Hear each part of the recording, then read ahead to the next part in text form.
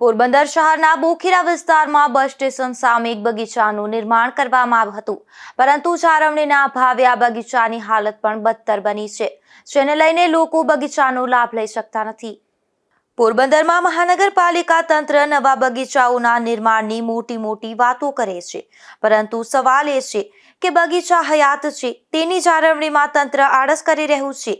આવી જ કંઈક હાલત જોવા મળી રહી છે બોખીરા બસ સ્ટેન્ડ પર બગીચાની। આ વિસ્તારના આગેવાન અજય બાપુદ્રાએ જહેમત ઉઠાવી આ વિસ્તારની સુવિધા માટે બગીચાનું નિર્માણ કરાવ્યું હતું, પરંતુ મહાપાલિકા તંત્ર દ્વારા તેની જાળવણી ન થતા બગીચાની હાલત દયનીય બની છે।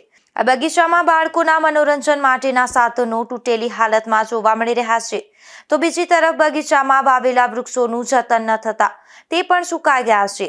તો બગીચામાં રખડતા પશુઓના આંટાફેરા હોવાથી બાળકોને બગીચામાં આવતા પણ ભય લાગે છે। બગીચો તો સારો બનાવ્યો, પણ હવે એની જાળવણી માટે એક કર્મચારીની નિમણૂક કરે દિવસ અને રાત, એવી પણ વિનંતી છે કે જો આ તૂટી ગયું અને ઢોર અંદર ગળી જાય એટલે અહીંયા લોકો બેહવા સાંજે આવે, ઘણા બધા અહીંયા રાખ્યા વ્યવસ્થા અજયભાઈ આપણી ખેડીને દિયાથી સારામાં સારું અહીંયા આજે આ બેહવાનું બનાવ્યું, પણ હવે કર્મચારીના અભાવે મને એવું લાગે કે આ બધી તૂટપાટ થાય। બાકી અજયભાઈની કામગીરી સરાહનીય છે આપણે અજયભાઈ બાપુદ્રા, કારણ કે આ એની મહેનતથી આ હતી।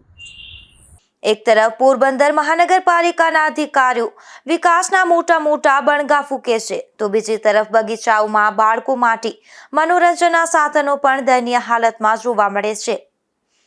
નિપુર પોપટ સાથે અશોક થાનકી, ગુજરાત ન્યૂઝ, પોરબંદર।